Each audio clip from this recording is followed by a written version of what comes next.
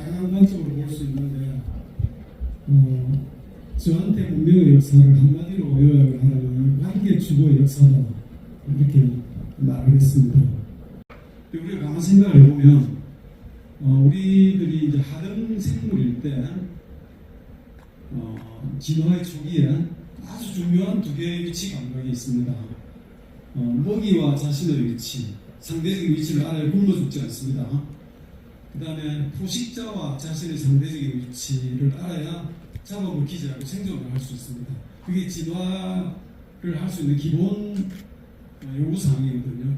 그 위치 감각이 점점 복잡해집니다. 3차원 위치 감각으로 바뀌고 이제 타이밍의 개념도 들어가니까 4차원 위치 감각이 되고 그 다음에 대성물들이 질감 이런 것까지도 이제 포함되니까 4차원을 넘어서는 사실 감각입니다. 공간 감각이라는 게 LLM의 어느 모델 안에도 고등 관계 추리 시스템이 자리하고 있기 때문입니다.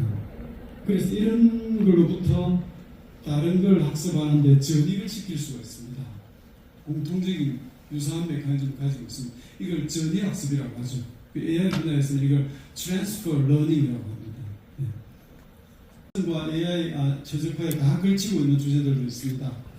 그래서 어떤 플레이어들은 생성에 초점을 맞추고 있고 어떤 플레이어들은 최적화에 초점을 맞추고 있습니다. 저는 알고리즘하고 최적화 쪽을 전공해가지고 이 지금 AI 관련된 일들을 좀 확장을 했기 때문에 당연히 오른쪽에 최적화 쪽에 속해 있습니다. 근데 이제 이게 점점 두 영역이 이렇게 접점이 강해지는 지금 흐름이 있습니다. 프로그래밍도 지금 최적화 쪽으로 가고 있고, 그 다음 생성 쪽도 최적화의 성격들이 많이 가미되고, 그 다음 최적화 쪽에서도 생성 AI 엔진들을 도구로 사용해가지고 점점 외연을 넓히고 있는 그런 형국입니다. 옛날 AI 같은 경우는 전문가 시스템 이런 것들이 여기 속하는데, 이 처음에 이제 시작한 이후 초반 30년 동안 기호주의의 압승 시대였습니다.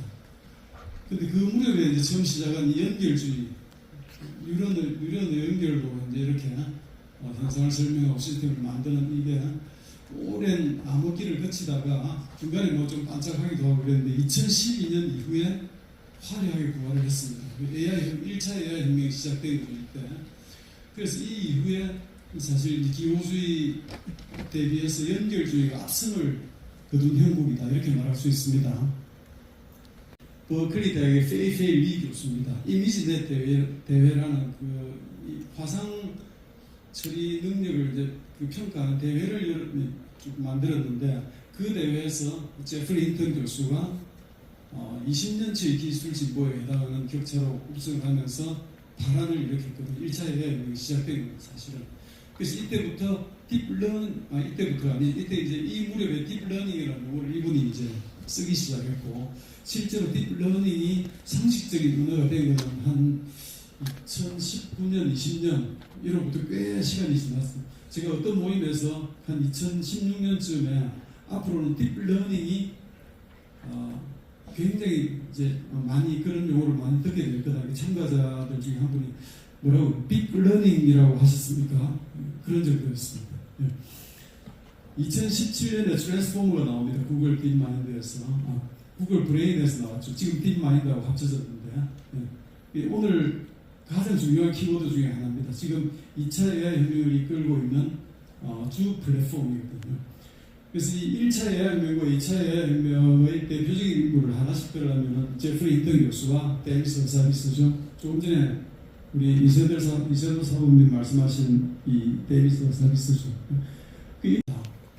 근데 2012년부터 시작된 이 AI 혁명 13년이 아마 과학의 역사를 정리해 놓고 나면 이 찬란했던 100년보다 작게 평가되지 않을 겁니다. 이 찬란했던 100년은 우리 두개골 바깥의 이야기였고, 지금 일어나고 있는 AI 혁명은 우리 두개골 안쪽과 상관되는 이야기입니다. 아직 와서기 시작했습니다. 이 제미나이 2.5%가 압도적인 1등을 할 이 점수가 우리 서울대 학생들 비해서 어느 정도냐면 그 학기에 93명이 강의를 들었거든요. 그럼 이 제미나이 한 명 집어넣으면 94명이 되죠. 94명 중에 9등에 해당합니다. 그래서 제가 새로운 알고리즘을 만들어가지고 주고 이런 방식의 개선 알고리즘이 옳게 작동한다는 걸 수학적 기하법으로 증명해라 이랬거든요. 이걸 멋지게 해내는 엘리멘들이 두 개 있습니다. 그 다음에 매주인드 구조를 이해하고 응용하는 문제를 하나 냈는데 시킨 효과가 있습니다. 그래서 저는 이걸 레벨의 혁명이라고 이름을 지었습니다. 근데 우리 같은 연구실에서 할 수 없는 연구입니다. 장비가 워낙 많이 필요해가지고. 이제 뉴럴넷 보면은 전형적으로 저런 선들이 있죠. 저기 다 실수 가중치가 없습니다. 그 하나하나가 이 행렬의 원소입니다. 그래서 500차원에서 1000차원으로 보내는 공간 변화는 50만 개의 원소로 이루어진 행렬 곱셈이 되고요. 우리가 학습이라는 것은 뉴럴넷에서 학습이라는 것은 이 행렬의 원소를 시행착오로 거쳐가면서 조정해 주는 겁니다. 즉 가중치를 조정해 주는 거죠. 근데 이제 이 트랜스포머 같은 경우에 토큰 표현도 이렇게 조정해 주는 학습이 있는데 그 양으로 보면은 이 행렬이 99.9% 사실은 양으로 봐가지고